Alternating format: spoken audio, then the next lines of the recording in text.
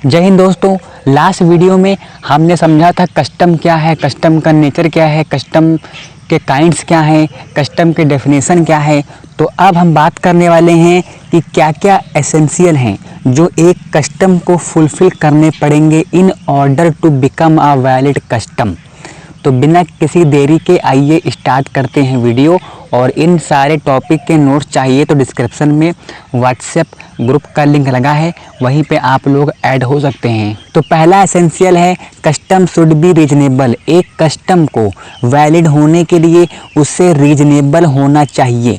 अगर custom unreasonable है तो वो वैलिड कस्टम नहीं होगा। एलन भाई साहब ने कहा है कि हर कस्टम वैलिड है जब तक वो अनरीजनेबल नहीं है।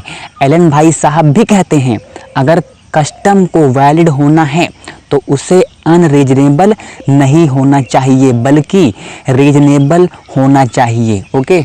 दूसरा है कंपलसरी ऑब्जर्वेंस। कस्टम का कंपलसरी ऑब्जर्वेंस होना चाहिए। कंपलसरी ऑब्जर्वेंस का सिंपल सा मतलब है जो कस्टम लोग फॉलो कर रहे हैं उस कस्टम पे कंपलसरी ऑब्जर्वेंस होना चाहिए। ऐसा नहीं होना चाहिए कभी आप उस कस्टम को इस तरीके से यूज़ कर रहे हो, कभी किसी और तरीके से यूज़ कर रहे हो, तो उस पे एक ऑब्जर्वेंस होना चाहिए, है ना। वैलिड कस्टम होने के लिए पूरे सोसाइटी के जो मेंबर्स हैं वो उस कस्टम को फॉलो कर रहे हो तभी वो वैलिड कस्टम होगा। जो कस्टम फॉलो किए जा रहे हैं उस पे सोसाइटी का ऑब्जर्वेंस होना चाहिए तभी वो वैलिड कस्टम होगा, है ना। फिर अगला पॉइंट समझिएगा, if the practice is left to individuals choice it can not be treated as the customary law. अगर हम इंडिविजुअल पे छोड़ देते हैं और उनको ऑप्शन दे देते हैं कि आपके पास ऑप्शन है चाहे उस कस्टम को फॉलो करो या चाहे ना करो, अगर हम ऐसा कर देते हैं तो वो कस्टम नहीं माना जाएगा और कस्टमरी लॉ में भी नहीं आएगा। फिर नेक्स्ट एसेंशियल है कॉन्टिन्यूटी। इसका मतलब है कि यानी कस्टम बहुत पहले टाइम से आज तक फॉलो होता हुआ आ रहा हो। मैंने आपको बताया था कि अगर कोई बता सकता है कि कस्टम की बिगिनिंग कब हुई थी यानी कब से वो स्टार्ट हुआ था तो उसे कस्टम नहीं माना जाएगा।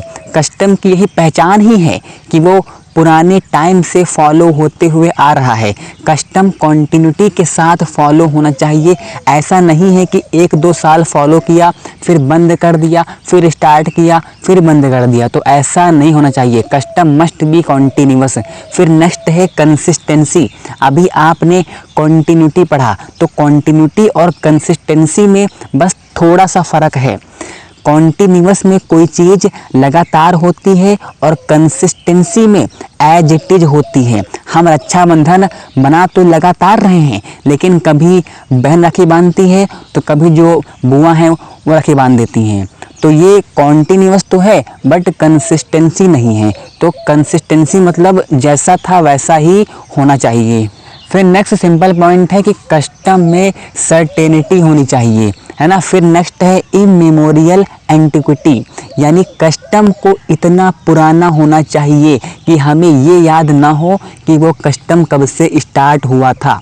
अगर आप जानते हैं कि कोई कस्टम कब से स्टार्ट हुआ है तो वो वैलिड कस्टम नहीं है। अभी ये चीज़ मैंने बताई आपको। फिर नेक्स्ट आप लिख सकते हैं ज्यूरिडिकल नेचर और बाइंडिंग फोर्स, है ना।